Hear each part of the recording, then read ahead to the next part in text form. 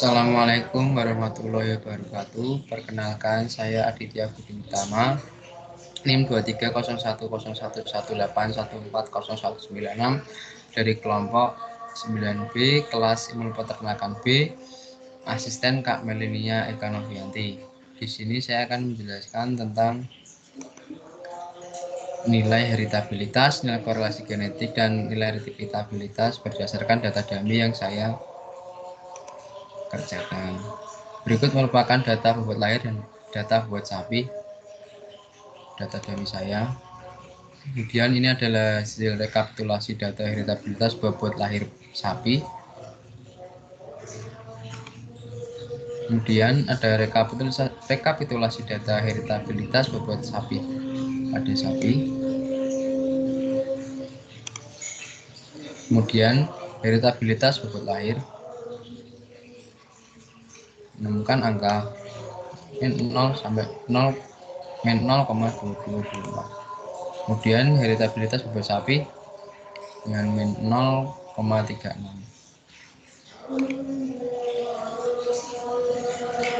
Heritabilitas merupakan suatu metode pendugaan yang digunakan untuk menduga besaran daya waris yang dipengaruhi oleh faktor genetik dalam suatu populasi.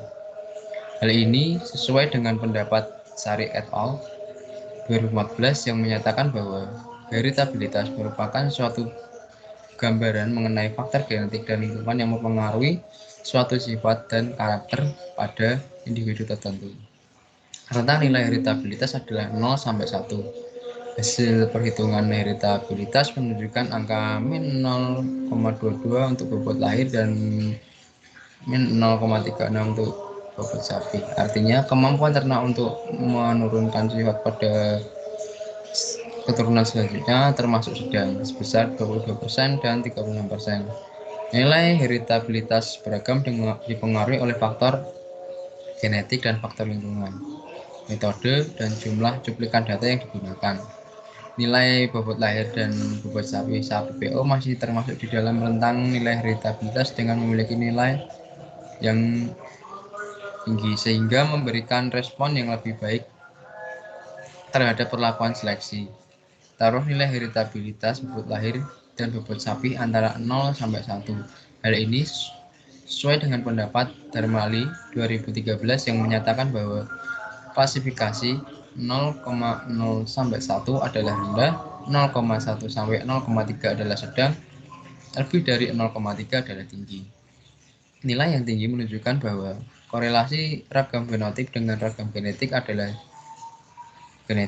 tinggi, sehingga seleksi berdasarkan fenotip bobot lahir individu akan cukup efektif. Selanjutnya, seleksi pada bobot lahir dapat pula memperbaiki untuk genetik sifat bobot sapi. Faktor yang mempengaruhi nilai heritabilitas diantaranya adalah pengaruh lingkungan dan genetik pada induk itu sendiri.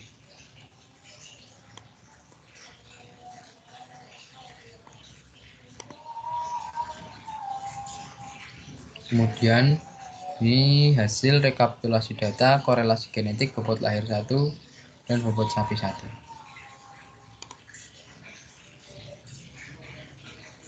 Dan ini merupakan hasil dari korelasi genetiknya, mendapatkan hasil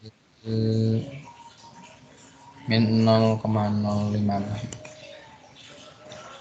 Kemudian korelasi genetik adalah suatu nilai yang digunakan untuk mengetahui keterkaitan suatu sifat dengan sifat yang lainnya. Hal ini sesuai dengan pendapat Teleker dan Katiwarna 2014 yang menyatakan bahwa korelasi genetik merupakan kecepatan hubungan suatu sifat dengan sifat lainnya.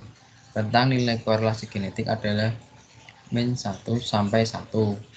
Nilai hasil perhitungan korelasi genetik adalah sebesar min 0,056 atau 56%.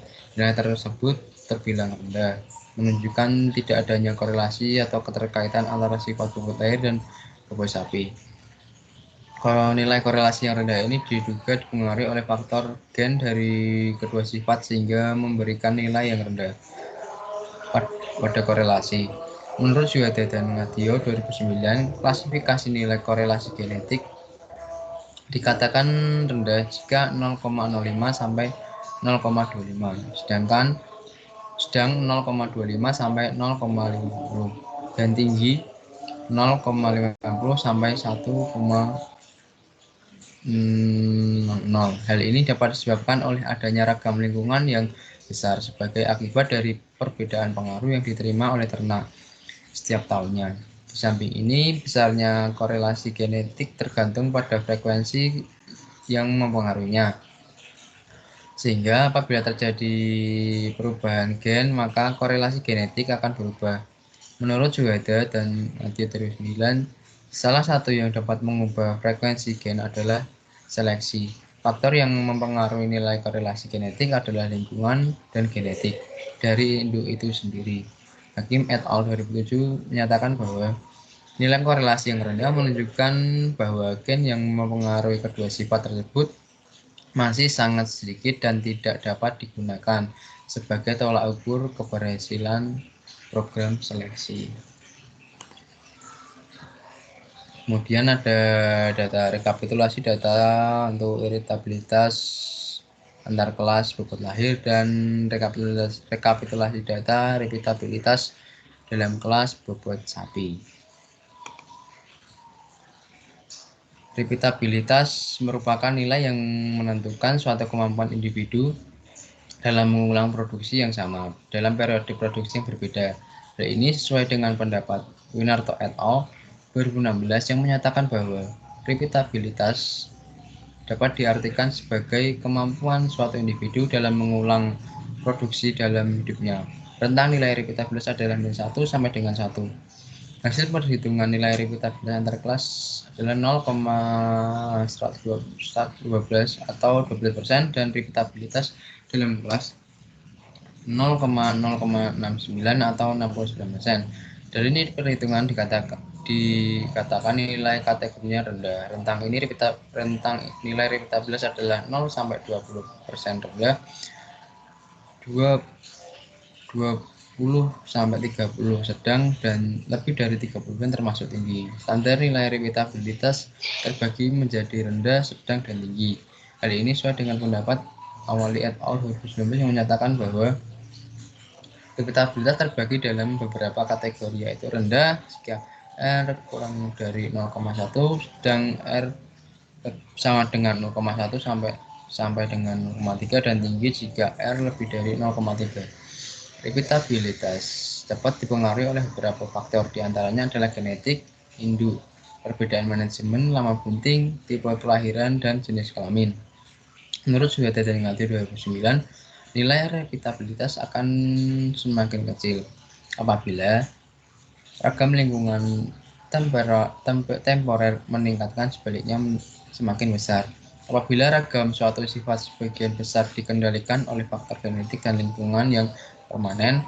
Berdasarkan hal tersebut, maka manfaat dari estimasi repeatabilitas dapat digunakan untuk menduga daya produksi induk pada sifat yang sama di masa yang akan datang, yang dikenal dengan MPPA atau Most Probable Producing Ability. Induk yang memiliki nilai MPPA tinggi akan unggul dari induk dengan MPPA rendah.